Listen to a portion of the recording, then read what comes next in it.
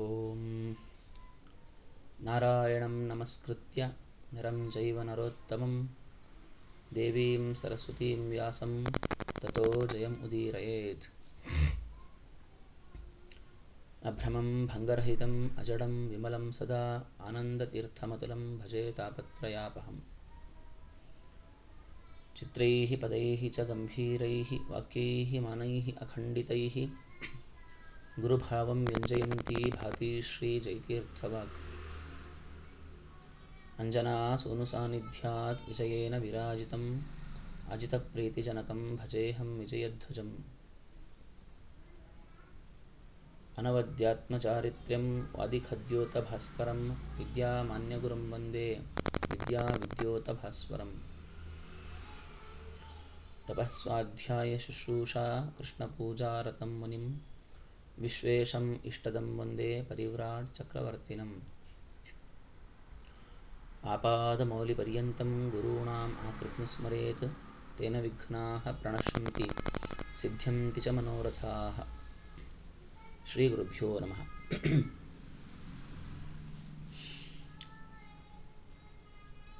सभी अध्यात्म बंधुओं को इस प्रवचन मालिका में हार्दिक स्वागत है। आज हम एक नए विषय के साथ उपस्थित हूँ। आज का दिन बड़ा ही पुण्य दिन माना जाता है। यह एक हमारा सौभाग्य भी है जो इस दिन यह हो रहा है।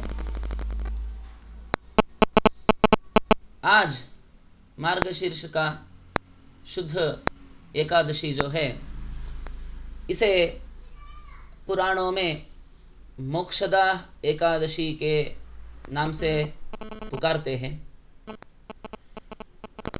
वैसे ही इस दिन को गीता जयंती इस नाम से भी जगत में माना जाता है। यह दिन अर्जुन को कृष्ण ने यह गीता का उपदेश दिया था, वह पुण्य दिन है। तो इस दौरान हम आज यह इस भगवत गीता के बारे में कुछ जानने की कोशिश करेंगे। यह भगवत गीता जो है, भगवान कृष्ण अर्जुन को कुरुक्षेत्र के युद्ध के दौरान जब अर्जुन युद्ध न करने का मन करता है, तब उसको उसका धर्म के बारे में बताने के लिए, धर्म जागृति देने के लिए यह कृष्ण इस भगवत गीता का उपयोग करता है। इस गीता का श्रवण से ही अर्जुन फिर से युद्ध करता है और धर्म जीतता है। यह हम सब लोग जानते हैं। तो इस गीता में क्या है इस तरह, तो यह जानना आवश्यक है। गीता में कुल कितने अध्याय है, कितने श्लोक है, उसका संक्षिप्त रूप में विवरण देता हूं। यह कुल 700 श्लोक है, 18 अध्याय है इस गीता में। इसीलिए पूज्य वादिराज चरण भी इसे इस गीता को सूत्र सप्तशती इस तरह पुकारते हैं। यह जो अष्टादश अध्याय है उसे 3 विभागों में बांट सकते हैं।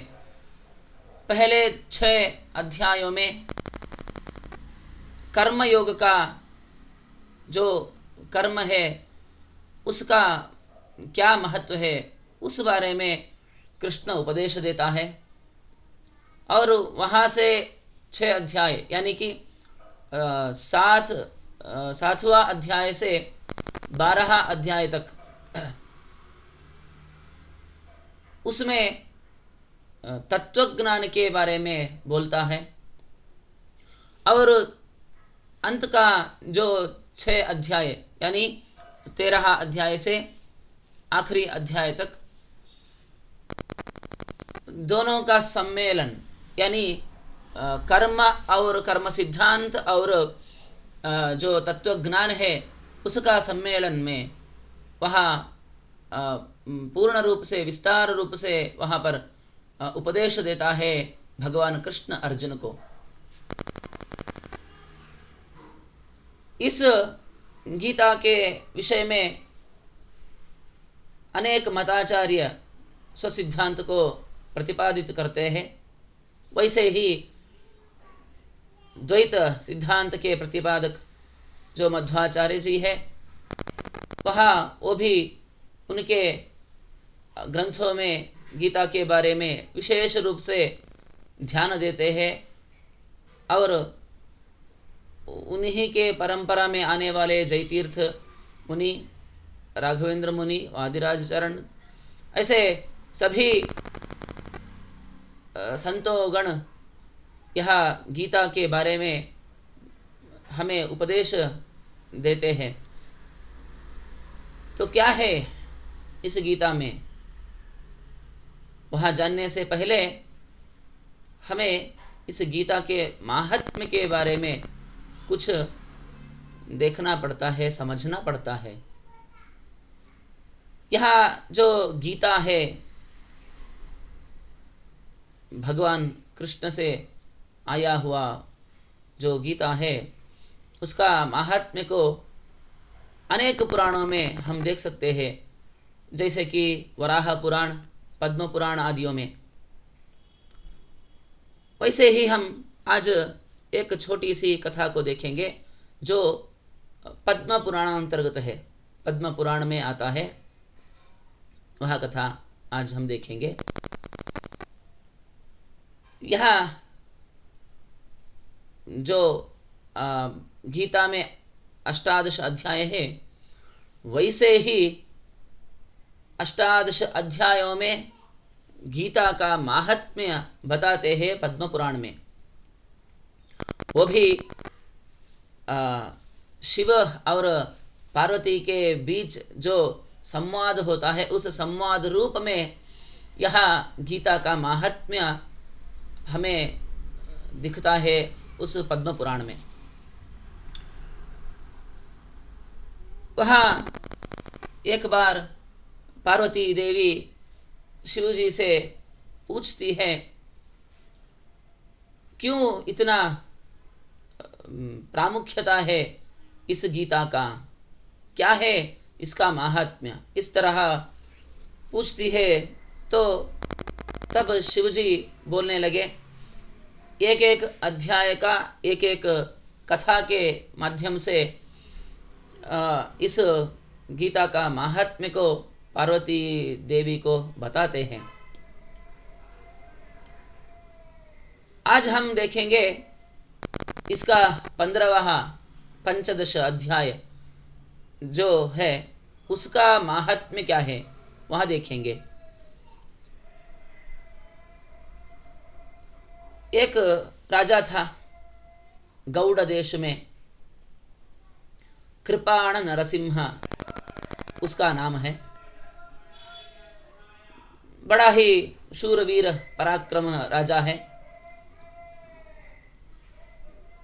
उसका एक सेनाधिपति है शरभ भेरुंड नामक। वो भी राजा के समान ही है, शस्त्र शास्त्र सकल विद्याओं में पारंगत है। ऐसा हुआ मानो है ना, तो जो मनुष्य है उसका सहज आशा आकांक्षा ये होती है।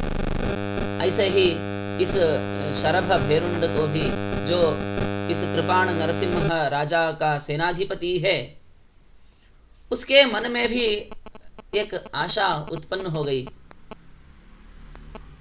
अरे, मैं भी राजा के समान ही हूं, तो क्यों ना मैं ही राजा बन जाऊं। तो वो सोचने लगा, इस जो मेरा राजा है कृपाण नरसिंह और उनके बेटे राजकुमार जो है, उन सबको मैं ही खत्म करके, उनका संहार करके मैं ही गौड़ देश का राजा बन जाऊंगा। इस तरह वह एक दुष्ट आलोचना उसके भीतर आ जाती है। क्या करें, वह सोचा एक और हो गया एक। सोचा था स्वयं राजा बन जाऊंगा, पर बड़ी एक रोगग्रस्त होकर वह खत्म हो जाता है, वह प्राण त्याग देता है शरभ भेरुंड। तत्पश्चात कालांतर में सिंधु देश में वह एक घोड़ा बनकर पैदा होता है। वो भी बड़ा ही खूबसूरत घोड़ा, शक्तिशाली घोड़ा।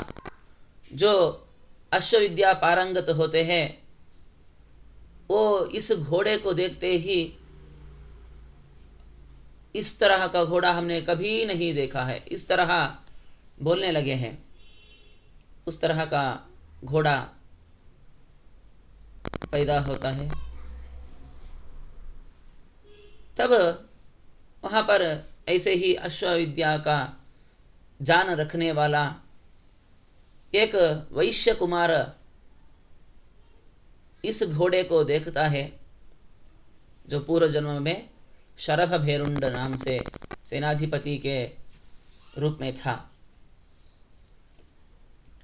देखते ही सोचता है मन में, इस जो घोड़ा है उसे मैं खरीद कर हमारे जो राजा है उसे सौंपता हूँ। दुगना जो मुझे पैसा मिल सकता है, इस तरह सोचकर। तो ऐसे ही उसे खरीदता है। खरीद कर राजा के पास जाता है। वही जो कृपाण नरसिंह राजा है उसके पास जाता है। वृद्धाप्य में है वह राजा, फिर भी शक्ति ह्रास नहीं हुई है उसकी।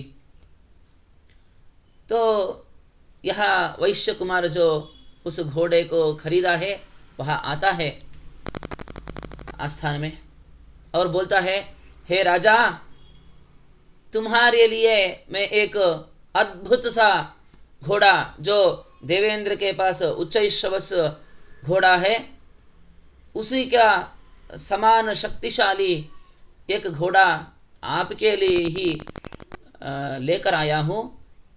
आपको उसे खरीदना पड़ेगा। इस तरह तो वहाँ घोड़े को देखते हैं। वहाँ सभी पंडित लोग बैठे हैं। अश्वशास्त्र प्रवीण जो है उस घोड़े को देखते हैं, परखते हैं और राजा को बोलते हैं, ये तो बहुत ही अद्भुत घोड़ा है, आप इसे ले सकते हैं। इस तरह तो पश्चात यह राजा खरीदता है और कुछ दिनों बाद उस घोड़े में सवार होकर राजा चल पड़े मृगयार्थ के लिए। वैसे ही जाते हुए राजा जो उसका सेना थी उससे अलग हो गए, बहुत दूर तक गए। प्यास बढ़ी तो पीने के लिए जल वगैरह मिलता है क्या देख रहे हैं। उसी दौरान उस समय बहुत ही हवा आ रही थी, मानो ही तूफान ही आ रहा है ऐसे।